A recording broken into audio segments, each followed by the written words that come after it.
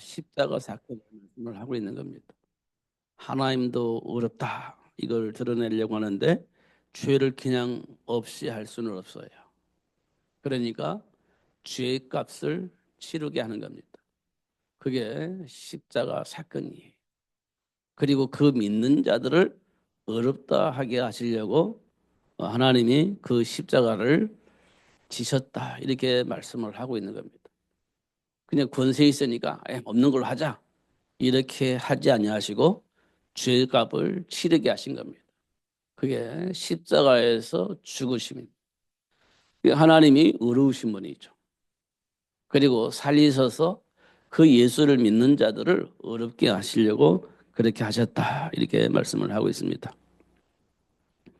우리 인생의 가장 중요한 것은 하나님의 형상대로 우리 인간이 창조되어졌다는 것이 확인되어지는 겁니다. 이게 가장 중요한 거예요. 그냥 어느 날 보니까 내가 태어났고 어느 날 열심히 살다 보니까 성공도 하고 어느 날 이렇게 살다 보니까 실패도 오고 우연히 그렇게 성공도 하고 실패도 하고 그렇게 고통 속에 살기도 하고 또 여유 있게 살기도 하면서 살게 되는 겁니다. 사람들은 그것이 인생이라고 표현을 하는데요.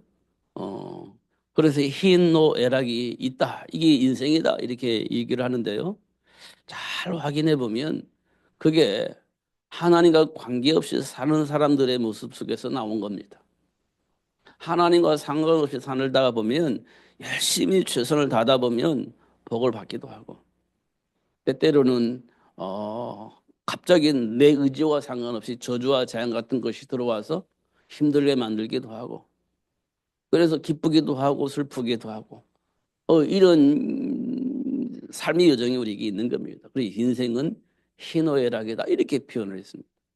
이 불신자들이 보는 현장의 모습입니다.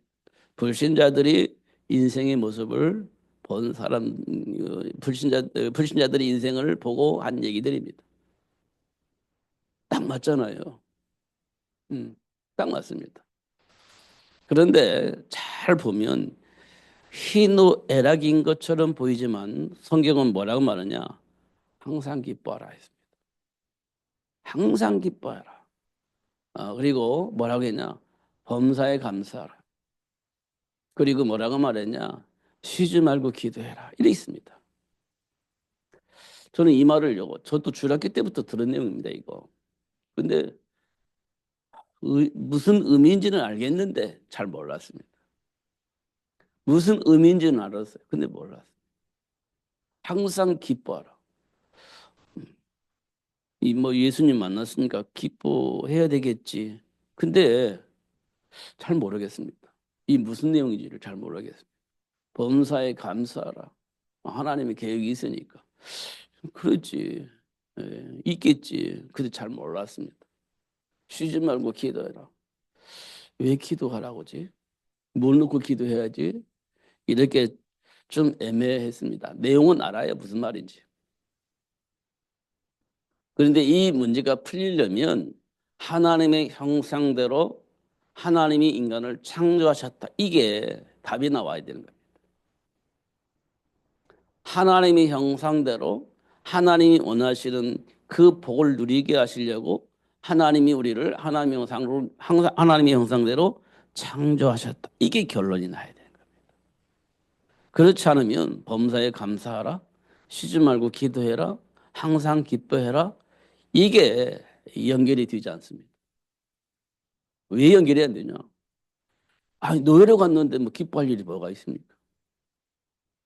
포로로 잡혀가서 죽을 위기에 만났는데 뭐 기뻐할 일이 뭐가 있습니까? 감사할 일이 뭐가 있습니까? 연결이 잘 안 됩니다. 성경에 보니까 뭐 사자굴 속에서 살아났으니까 이제 결과를 알고 나니까 그래 감사하다 이렇게 생각할 수 있지만 결과를 몰라 뭐 다니엘은 결과를 몰라요. 죽을지 살지 모르는 겁니다. 우리는 뭐 기록되어 있으니까 결과가 나타나니까 그래 범사에 감사 이렇게 나오지만 다니엘은 결과를 몰라요. 진짜 모르는 겁니다. 그러니까 어떻게 범사에 감사할 수 있습니까? 그잖아요.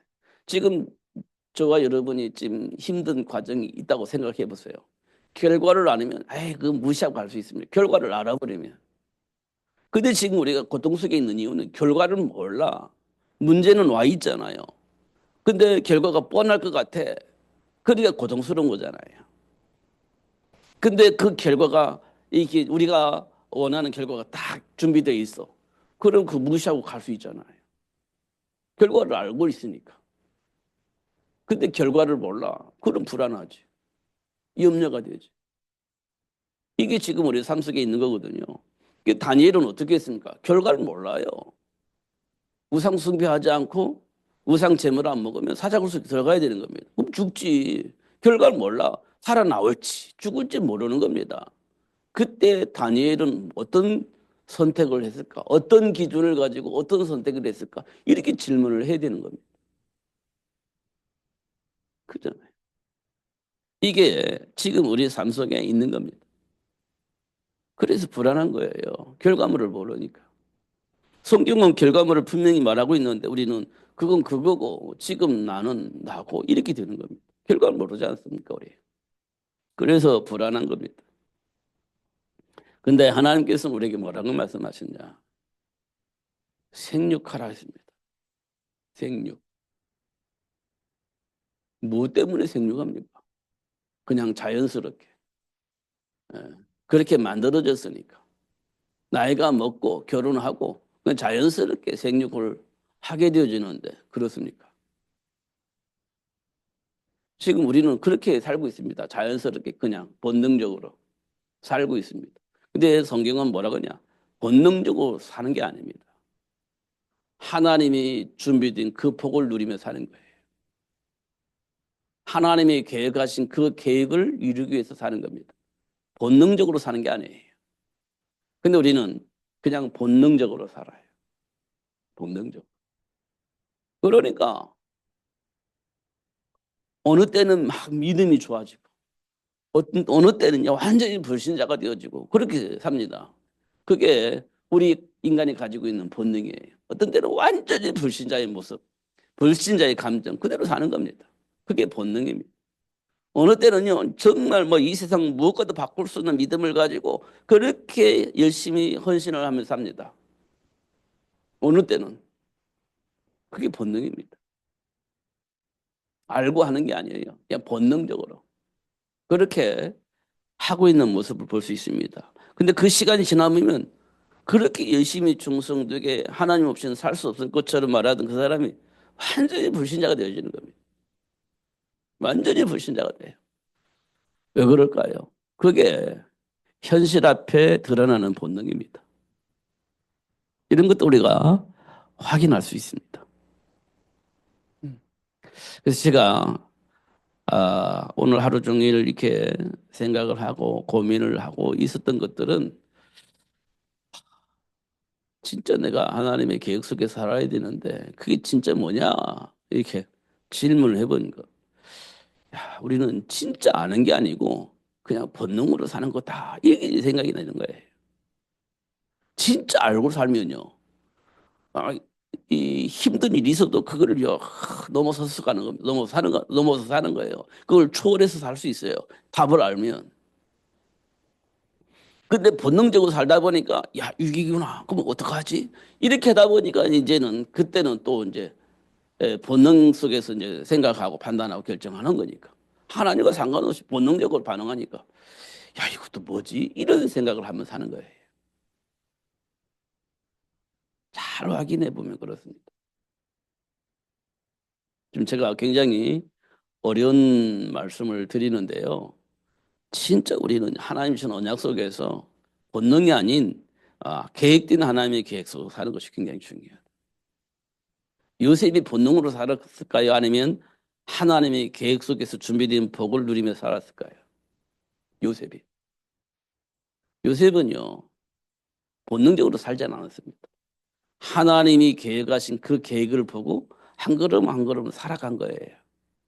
그걸 보고 우리는 성령의 인도라고 얘기를 하죠. 본능으로 사는 게 아니에요.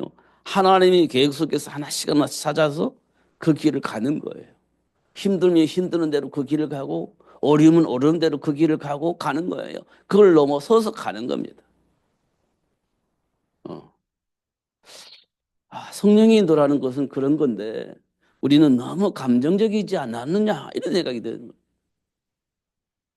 그걸 우리는 본능이라고 표현했죠. 사실. 그러니까 우리는요, 진짜를 알아야 되는 거예요. 진짜를. 그래서 뭐 어떻게 했냐. 그래서 하나님께 쉬지 말고 기도하는 거예요. 우리는 모르잖아, 하나님의 계획을. 그러니까 하나님이 주신 이 언약 속에서 하나님이 숨겨져 있는 그 비밀 속에서 지금 나에게 하시고자 하는 일이 있을 건데 그거 알려주세요. 라고 기도한 거잖아요. 내가 모르는 건데 하나님 알려주세요. 그 기도였습니다. 한나가 그 가문의 대를 이을 아들을 요구를 했는데 하나님께서 반응을 안 하셨잖아요. 음. 분명히 하나님께서 그 한나가 이런 기도를 했을 거예요. 주세요, 주세요 하다가 어느 날 성령의 간섭함을 통해서 깨달았을 겁니다. 하나님, 나에게 아들 주세요. 왜? 가문의 대를 이어야 되겠습니다. 그런데 하나님 생각해 보니까 이게 하나님의 계획이 맞나? 하나님 뜻이 맞나? 하나님 도대체 뭘 원하실까? 왜 하나님은 나에게 이런 문제를 주셨을까? 이런 질문을 분명히 했을 겁니다. 안나가. 하나님 은혜 속에서. 내용은 없으니까 몰라요. 근데 분명히 그래. 지금 나를 통해서 볼 때 분명히 하나님 그렇게 했을 것이다. 이 문제를 하나님 주셨을 때는 분명한 이유가 있을 건데 하나님 알려주세요. 이렇게 기도를 했을 거라 저는 봅니다. 저도 막 하다가 분명히 하나님이 이유가 있을 건데 잘 모르겠어. 그냥 내 안에 있는 감정과 내 계산 속에 있는 생각 속에서 이거 해주세요, 저거 해주세요. 그렇게 기도했는데 한번 생각해 보니까 분명히 이유가 있을 건데 도대체 뭘까? 그렇게 이제 생각이 들면서 하나님 알려주세요. 하나님 계획을 알려주세요. 하나님 준비한 폭을 알려주세요. 그럼 내가 그 길을 가겠습니다. 이렇게 이제 우리가 기도를 바꾸잖아요. 하나도 분명히 그렇게 기도했을 거라고 보는 거예요. 그러니까 하나님께서 야, 네 아들을 낳고 그 대를 이을 아들을 잊고 대를 이으면 나와 무슨 상관이 있겠냐? 그게 너는 가문의 대를 이을 아들이 있어서 좋겠지만 그것과 나의 관계가 무슨 상관이 있겠냐? 나는 세계복음화를 위해서 이제 이 세상의 모든 것을 움직이고 있는데 너는 가문의 대를 이을 아들이 있어서 좋겠지만 그것이 나와 무슨 상관이 있겠냐? 이렇게 아마 깨달을 수 있도록 하나님께서 말씀을 하시지 않았겠냐고 봅니다. 기도했을 때. 그러니까 한다가 아차 그렇구나. 우리 가문의 대를 이을 아들이 있으면 무슨 의미가 있겠습니까? 하나님의 계획과 상관없는데. 그러니까 하나님 나에게 아들 주세요. 그러면 우리 가문의 대를 이을 아들이 아니라 하나님이 원하는 그 일을 이룰 수 있는 자녀로 하나님께 드리겠습니다. 이렇게 이제 기도가 바뀌어지는 거죠. 그렇잖아요. 저는요, 그게 맞다고 보는 겁니다. 그렇게 하나님이 역사하실 거라고 봅니다. 그것이 내게 다 확인되어지고 응답이 된다면 내 마음이 뭐 어떻게 했어요? 그래도 그렇지. 이렇게 하겠습니까? 아니면 하나님 너무 감사합니다. 이렇게 하겠습니까? 하나님 너무 감사합니다. 그렇게 얘기를 했을 거라고 봅니다. 지금 당장 내게 힘들고 어렵지만 하나님 너무 감사합니다. 하나님 계획을 알게 하시고 그 계획을 이룰 수 있는 삶을 살 수 있도록 축복하신 하나님 정말 감사합니다. 지금 내가 밥을 먹을 수 없더라도 내가 삶이 미래가 어떻게 될지 알지 못해서 답답한 마음이 있다 할지라도 하나님의 계획 속에서 내가 지금 하나님 원하시는 일을 할 수 있는 사람으로 내가 준비됐다는 사실이 확인되지면 하나님 감사합니다. 그럴 겁니다. 지금 당장 내일 먹을 것이 없어도 하나님 감사합니다. 이렇게 했을 거라고 봅니다. 한나가 그랬을 겁니다. 이런 생각이 드는 겁니다. 그러니까 우리가요, 감정적인 것보다는 하나님의 계획 속에서 하나님 나를 이끌어 가시는 그 이끌림 속에서 나를 보는 것이 굉장히 중요하다. 이게 하나님 오늘 저에게 주신 축복입니다. 그래서 제가 간단하게 몇 가지 이게 적어봤는데요. 뭐 이스라엘의 뭐 어, 얘기라고 하잖아요. 이스라엘 백성들은 자녀들에게 부모들이 이렇게 얘기를 한다고 하잖아요. 고기를 잡아주지 말고 고기 잡는 법을 가르쳐 줘라. 이렇게 얘기한다고 하잖아요. 이스라엘의 속담에. 그러면 우리가요, 자녀들에게 뭘 가르쳐야 됩니까? 고기 잡는 법을 가르쳐 줘야 돼요. 고기 잡아서 먹이는 것은 편하고 쉽겠죠. 그러나 그 자녀들은요, 장차 할 일을 못 한다. 그러니까 어릴 때부터 고기 잡는 법을 가르쳐서 고기를 잡아 먹을 수 있도록 만들어야 된다. 어, 이 말이 생각났습니다. 그걸 보고 우리는 자녀 교육이라고 하잖아요. 자녀 교육. 이게 우리에게 사라져 버렸습니다. 이게 사라져 버렸어요. 우리 어릴 때는요, 부모들이 막 어떻든 공부시켰잖아요. 왜? 네 인생은 네가 책임져야 돼. 네 인생은 네가 준비해야 돼. 그래서 부모님들이 막 공부시켜서 우리 인생의 미래를 준비할 수 있도록 축복했잖아요. 그래서 저 나이 때에 사람들은요, 진짜 공부했습니다. 미래를 위해서. 그래서 너 뭐 할 거냐? 이런 것도 계속 물어보고, 너 장차 뭐 할 거야? 계속 물어보고. 그래서 스스로 내가 뭐 할 것인지 생각하게 만들고, 그걸 준비할 수 있도록 준비하면서 도전하게 만들었죠. 장차 내가 그걸 위해서 살 거야 라고 하는 비전을 가지고 살수록 계속 너는 꿈이 뭐야? 저 초등학교 갈 때부터 물어봤어요. 초등학교 때부터. 네가 제일로 존경하는 사람 누구야? 이렇게 물어보고. 너 장차 뭐 할 거야? 이런 거 물어보고. 저는 초등학교 때부터 그거 물어봤습니다. 선생님들이. 어른들이. 너 장차 커서 뭐 할 거야? 이런 거 물어보고.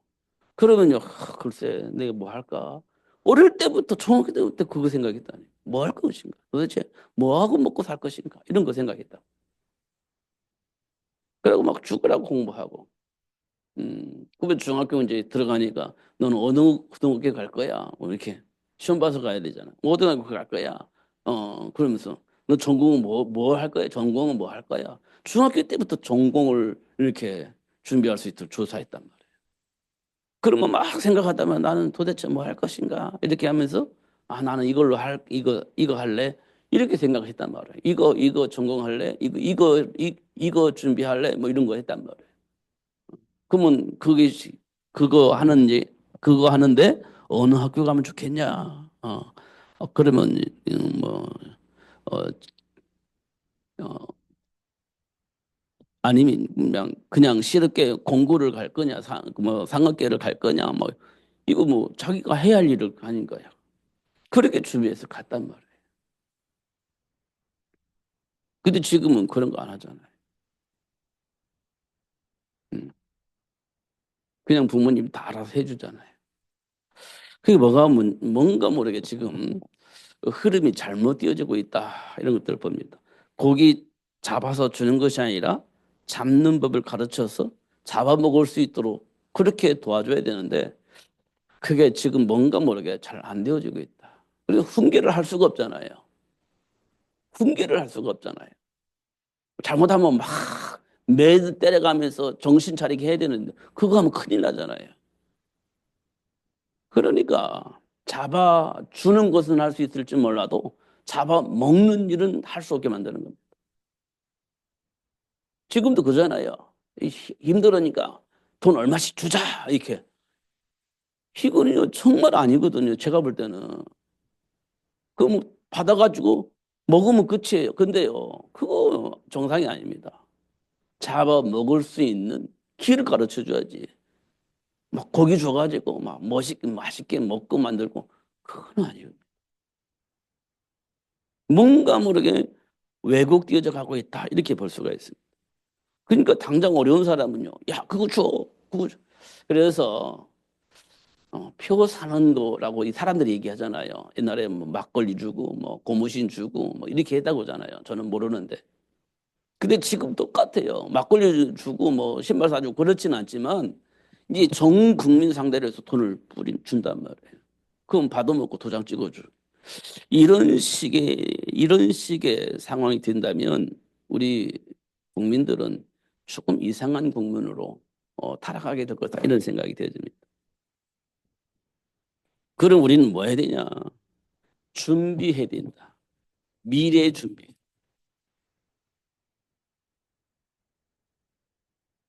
미래를 준비해야 된다. 이거 누구한테 그 미래를 준비해야 되냐? 우리는요, 뭐, 이게 거는 게 있습니다. 미래를 준비하는 누구를 건드리냐? 우리 후대를 준비해야 돼. 우리 여기에다, 하나님이 여기에 생명 걸었습니다. 하나님이 여기에 생명 걸었어요. 하나님이. 이것 때문에 예수님이 십자가에 죽으신 겁니다. 생명 걸어버렸어요. 이게 미래 준비입니다. 이 미래는 뭡니까? 이거 왜 했습니까?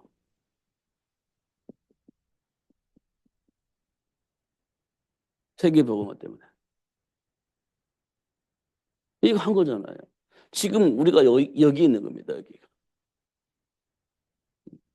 그런데 여기에 우리가 생명을 걸어야 되는데 지금 여기에 생명 걸 수는 여유가 없어요.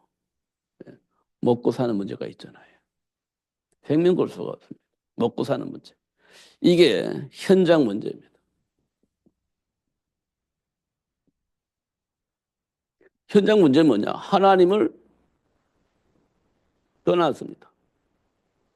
하나님을 떠나니까 뭐가 안 보입니까? 하나님을 떠나니까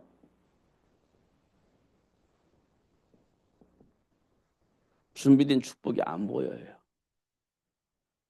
하나님을 떠나니까 준비된 축복이 안 보입니다. 어떻게 해야 됩니까?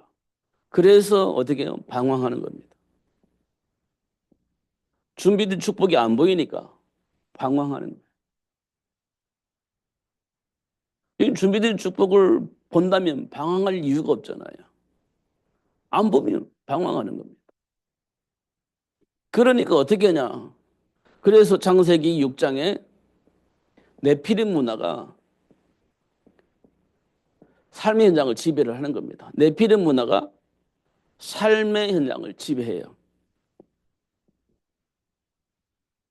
네피림 문화가. 이 네피림 문화는 뭐냐? 성공의 문화입니다. 성공하면 됐죠. 그잖아요. 성공을 위해서 사는 겁니다. 성공을 위해서 사는 거예요. 지금 이 땅에 많은 사람들이 이 단어가 별로 기분 나쁘지 않은 단어예요. 성공이라는 단어가 기분 좋은 단어입니다. 기분 나쁜 단어가 아니에요. 어, 이게 잘못됐다고 말하면 기분 나쁠 겁니다. 그래서 창세기 6장은 분명히 성공했습니다. 당대 유명한 사람들이 만들어졌고, 그렇죠. 용사가 나왔으니까 진짜 성공했죠. 시대를 지배했으니까 진짜 성공했죠. 사람들이 보기에는.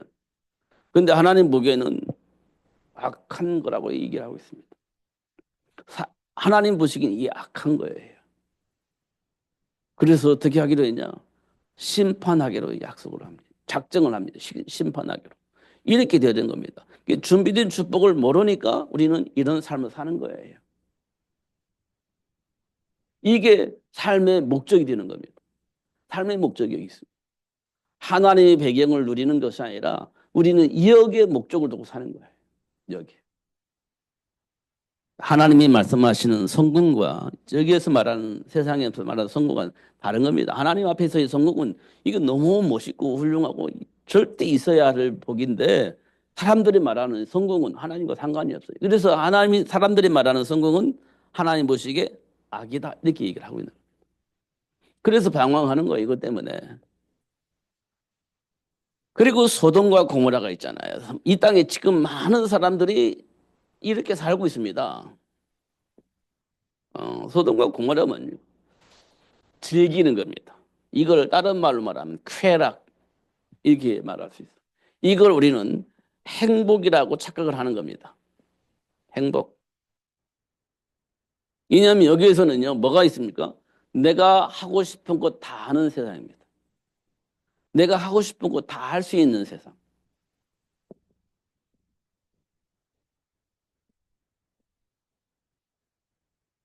이걸 보고 사람들은 뭐라고 하냐? 좋은 세상 이렇게 얘기를 합니다. 좋은 세상. 내가 할 수 있는 것, 내가 하고 싶은 것 다 할 수 있는 세상이 되어버렸어요. 세상이 좋다. 좋은 세상이야. 이렇게 얘기하고 있습니다. 어. 그런데 하나님은 이 현장을 보면서 악하다. 이렇게 얘기를 하고 있습니다. 악하다. 왜 이렇게 말씀하셨는지 우리가 다 알아야 됩니다. 왜 이렇게 말씀하셨는지. 여기에서는요, 하나님의 말씀을 거부했습니다.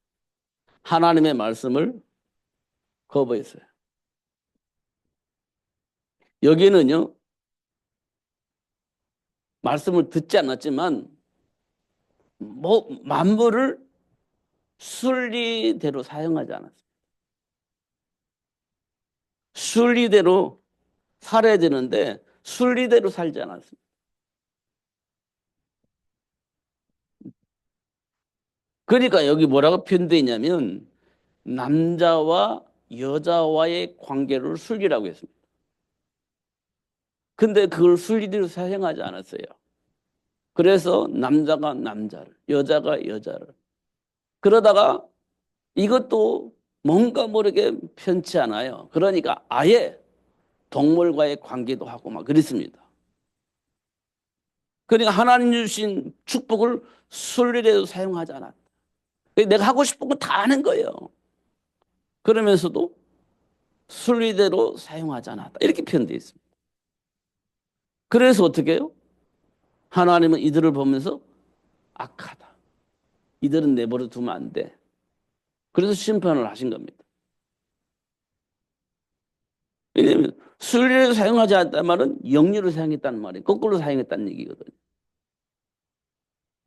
그런데 이 세상 사람들이 자꾸 뭘 자꾸 우리는 순리도 살아야 된다고 하는데 뭔 말이야. 그냥 하고 싶은 대로 하면 살면 사는 거지. 이렇게 지금 사람들이 얘기하고 있거든요. 뭔 얘기야. 순리대로 살아야지. 그러면 아니야. 하고 싶은 대로 하면 살면 돼. 그러면 안 되지. 이렇게 한단 말이에요. 그러니까 어때? 그러면 안 되라고 하니까. 그러면 안 돼요. 차별한다는 거예요. 차별. 차별을 금지하다. 이런 말이 나오는 거예요. 그러면 영리로 쓰는 사람들은 영재로 쓰는 대로 내버려 두라는 거예요. 차별하지 말라는 거예요. 이게 차별금지법입니다. 지금 그런 상황까지 와 있거든요. 지금 이 세상에. 세상이 이렇게 왔어요. 그런데요. 내가 하고 싶은 대로 하면서 사는 것이 좋아. 이 숫자가 맞으면 순리가 사라지고 영리가 대세가 이루어진단 말이에요. 근데 이 땅의 정치인들이 그렇게 한다고 또 무슨 상관이 있어? 이렇게 얘기를 하는 겁니다. 그래서 차별금지법 만들어내고 자꾸 그렇게 하는 거예요. 영리로 사용할 수 있는 그 상황을 만들어주는 겁니다. 지금 삶의 문화가 그래요. 그러면 우리가 해야 할 일이 뭐겠습니까? 준비해야 되는 거예요. 준비. 그대로 어떻게 준비할 것이냐. 하나님의 계획 속에서 준비된 복을 누릴 수 있도록 가르쳐서 뿌리 내릴 수 있도록 도와야죠. 이거 외에는 없습니다. 근데 많은 사람들이 성공, 여기에 막 초점이 맞춰져 있으니까 말씀도 거부하고 내 성공을 향해 막 도전하고 뭐가 잘못됐어요. 이렇게 막 따지고 하나의 말씀 무시하고 하나의 말씀 떠나 있고 오직 성공을 향해서 가고 있으니까요. 그게 이제 삶의 문화고 모든 사람이 그렇게 살고 있으니까 예수 믿는 사람들이 힘이 없어. 나도 성공해야 되고 나도 미래를 준비해야 돼. 그러면 그 하나님께 예배하고 말씀 듣고 그 안에서 기도하고 그럴 시간이 없어. 나는 오직 성공이야. 이렇게 되어지니까 이게요. 뿌리가 내리지 않습니다. 말씀이 뿌리가 내리지 않고 정체성 뿌리가 내리지 않습니다. 상황이 돼 있어요. 그러니까 결국은 내가 하고 싶은 대로 하는 그래서 순리가 아닌 영리로 사용되어지는 세상이 되어져 버렸다. 이렇게 보는 겁니다. 그게 준비된 축복을 모르니까 방황하다가 이렇게 되어져 버려요. 왜냐? 하나님을 떠나면서 오는 문제예요. 하나님을 떠나오는. 여기에다가 뭐가 들어오냐? 우상숭배가 들어오죠. 왜 우상숭배가 들어오냐? 이렇게 하나님을 떠나서 살다 보니까 뭐가 와요? 문제가 터지죠. 저주와 재앙 같은 문제가 생기는 겁니다. 저주와 같은 재앙이 막 밀어닥치는 겁니다. 이거 해결할 수 있는 답을 찾아야 되죠. 이걸 해결할 수 있는 답을 찾아야죠. 그런데 이 사람들이 하나님의 말씀을 안 믿으니까, 하나님의 말씀을 통해서 답을 얻지 못하니까 이 사람들은 뭐 찾아갑니까? 당연히 우상을 찾아가죠. 당연히 우상 찾아가는 거예요. 우상 숭배하는 겁니다. 그래서 심신을 달래고 마음을 비우고 평안한 마음을 유지하기 위해서 심신 수련도 하고 이런 것을 하는 우상 숭배하는 현장으로 가게 되어 있는 거예요. 그래서 템플스테이가 요즘 막 성행하잖아요. 템플스테이 성행하잖아요. 왜냐?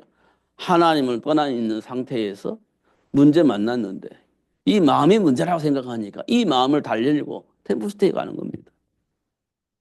이런 현장을 우리가 볼 수 있어요. 하나님을 떠나 있는 사람들의 모습입니다. 정서가 안정이 되어지고 평안의 마음이 있고 너무 좋아. 그렇게 해서 돌아오잖아요. 그러면 해결되나요? 그렇지 않습니다. 그게 하나님을 떠나 있는 모습입니다. 그게 현장 문제예요. 그게 현장 문제입니다. 지금도 우리가요, 뭐가 있어요? 나도 모르게 이런 상황 속에서 뭐가 있습니까? 하나님 떠나니까 정신적인 문제가 오는 거잖아요. 그게 스트레스입니다. 이게 정신 문제죠. 문제는 있는데 답이 없어. 해결을 해야 되는데 답이 없어. 그러면 스트레스 받는다고 하잖아요. 문제는 있어 답이 없어요. 해결을 해야 되는데 답이 없어. 그러면 스트레스 받는다고 하잖아요. 이게 정신 문제입니다. 이 속에서 뭐가 생기죠? 갈등이 생기는 겁니다. 이 속에서 갈등이 생기는 겁니다. 누가 있죠? 가인. 갈등이 생긴 거예요. 갈등이. 가인. 그래서 어떻게 됐습니까? 가인 아벨을 죽였잖아요. 자, 또 우리가 잘 알고 있는 요셉의 형들이요.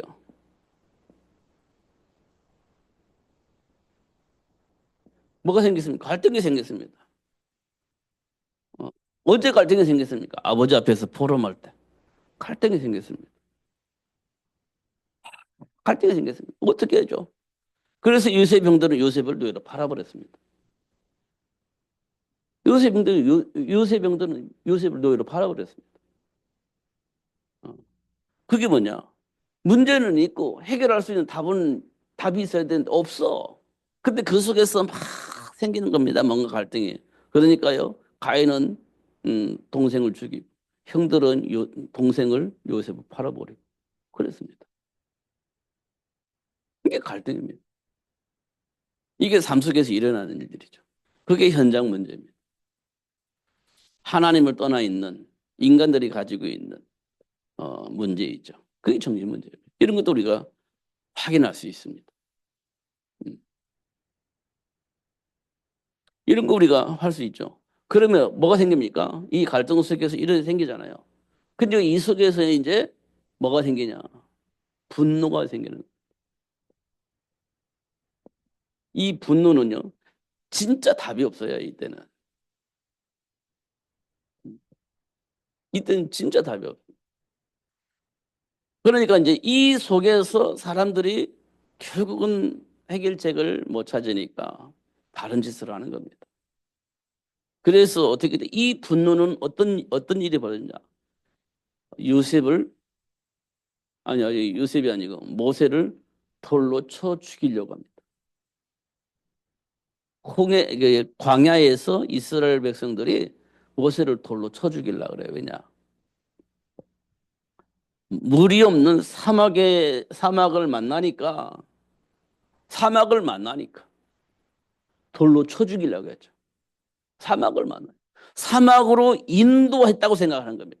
모세가 이스라엘 백성들을 사막으로 이끌었다고 생각하는 겁니다. 그럼 우리를 죽이려고 우리를 이끌어 왔나? 이런 생각이 드는 겁니다. 사막은 물이 없잖아요.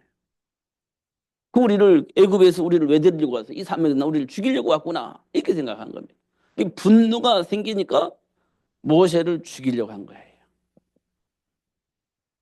우리 그런 감정이 생길 수도 있잖아요. 와, 어떻게 이럴 수가 있어? 믿고 따랐는데 결국 우리는 이 사막에서 우리를 죽이려고 왔구나 이 생각이 들면요. 이제 아무것도 없죠. 보이는 게 없죠. 보이는 게 없습니다. 이렇게 되는 거예요.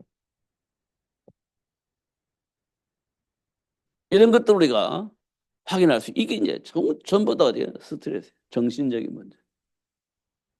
이게 이제 쌓이는 거죠. 이런 것도 우리가 확인하게 되어집니다. 그런데요, 결국은 뭐 하냐? 결국은요, 우상 숭배합니다. 결국은 우상 숭배. 그래서 뭐 합니까? 우상을 만들잖아요. 그리고 이게 누구라고? 하나님이다. 이렇게 착각을 하는 거예요. 이게 현장 문제. 이렇게 볼 수가 있습니다. 지금 우리 삶 속에서 이루어지는 일들이에요. 자, 그러면 이 문제를 위해서 하나님이 약속을 보세요. 하나님이 약속. 당장 하신 약속이 뭐냐? 창세기 3장 15절이에요. 이게 뭡니까? 그 사단의 머리를 상하게 할 여자의 후손. 지금 너를 하나님 떠나게 만들고 저주와 재앙 가운데 빠지게 만들었던, 하나님 준비한 복을 누리지 못하게 만들었던 그 사단의 머리를 상하게 할 여자의 후손, 이 약속을 한 겁니다.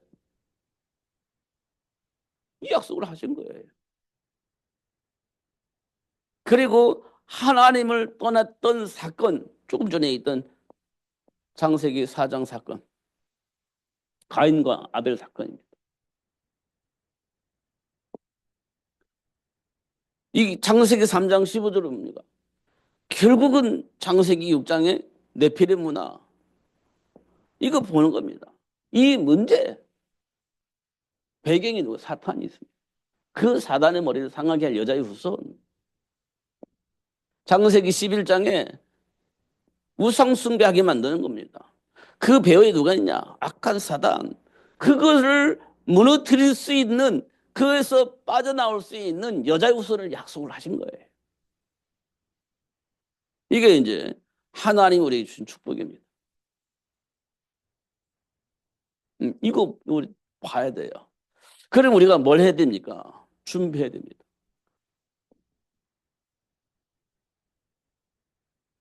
준비해야 돼요.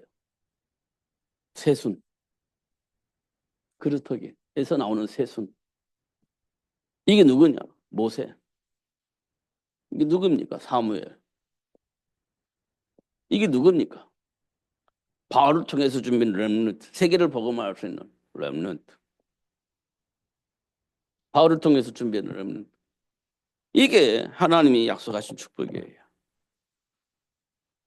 이 약속을 통해서 세계를 복음화하겠다는 거거든요. 이사야 6장 13절에 그렇게 돼 있잖아요. 다 잘리고 10분이 남아서 그거 거지하는데 그것도 없어지고, 그럼 결국은 망했다라고 생각하는데, 아니, 거기에서 새순이 나와서 그 새순을 통해서 세상을 바꿀 거라는 겁니다. 하나님의 약속하신 축복이에요. 그럼 하나님이 우리에게 이 복을 주셨다는 거잖아요. 이거 해야 된다는 거잖아요. 근데 우리 잘 안 하잖아요. 왜? 세상 문화가 그렇게 안 돼 있어요. 세상의 흐름이 이렇게 안 돼 있습니다.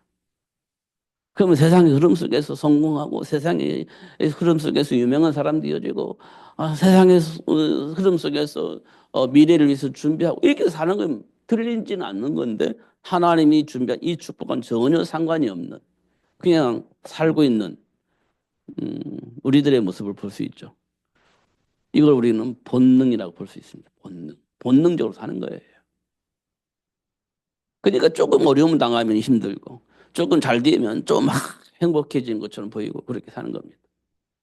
여정이라는 게 사실 우리에게는 없어요. 그냥 본능적으로 사는 거니까. 이런 부분도 우리가 좀 많이 생각을 해볼 필요가 있다. 음. 그러니까 이제 우리에게 이제 이런 여정이 있으면 뭐예요? 하나님, 나의 지혜가 필요합니다. 지혜 주세요. 이렇게 기도할 수 있는 거지. 진짜로 이제는. 하나님, 내가 가야 되는데 힘이 없습니다. 힘 주세요. 이렇게 할 수 있는 거죠. 그걸 우리는 오력이라고 하지 않습니까? 아, 분별력이 없습니다. 하나님, 분별할 수 있는 지혜 주세요. 성령 충만하게 해주세요. 이렇게 기도하는 거지. 이 과정에서 확인되는 겁니다. 과정에서. 분명히 이유가 있는데 하나님 감당할 수 있는 힘 주세요. 분별할 수 있는 지혜 주세요. 뭐 이런 기도할 수 있잖아요. 그게 여정 속에 있는 사람이 할 수 있는 축복입니다. 본능적인 사람은 그거 못해요.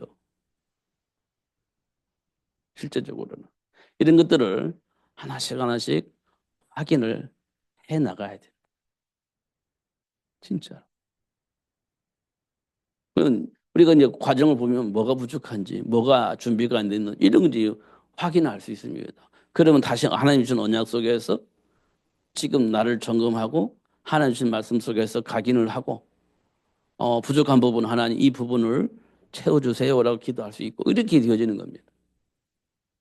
그러면서 이제 인생의 여정이 시작이 되어지는 거죠. 이거 꼭 확인을 하셔야 됩니다.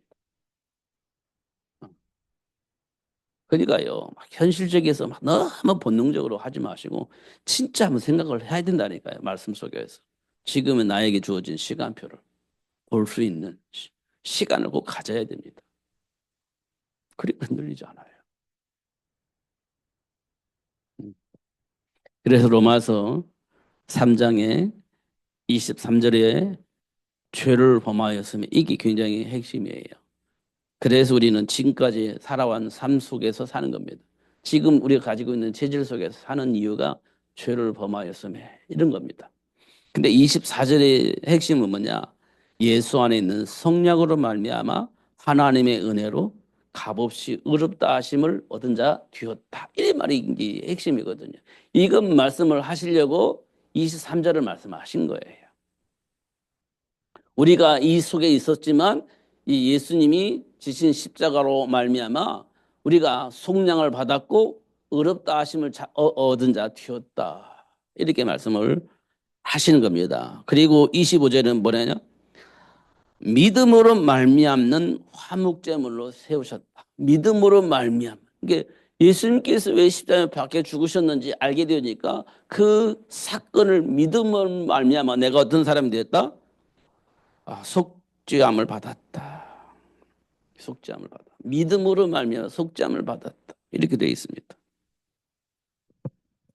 그러면서 예수 믿는 자를 의롭다 하게 하시려고 하나님이 우리를 불러서 이 말씀을 전하는 자로 삼으셨다. 이렇게 말씀을 하고 있는 겁니다. 꼭 확인하시고요. 점검하시고 준비된 복을 누리면서 승리하시는 여러분 되시기를 예수님 이름으로 축복합니다. 기도하겠습니다. 하나님 아버지 감사합니다. 오늘도 사실을 보게 하시고 주어진 복을 보게 하시고 하나님 주신 복을 누리며 살 수 있도록 축복하신 하나님을 알게 해주시니 감사합니다. 놓치지 않고 누리며 살 수 있도록 성령으로 충만하게 하여 주옵소서. 영적 삶의 실패자가 되지 않게 하시고 승리자가 될 수 있도록 축복해 주옵소서. 하나님이 약속하신 그 축복이 우리 삶 속에 열매로 나타나게 해 주실 때 하나님 나라가 회복되어지게 하는 그 복을 누리는 배경이 될 수 있도록 축복해 주옵소서. 예수님 이름으로 기도하옵나이다. 아멘.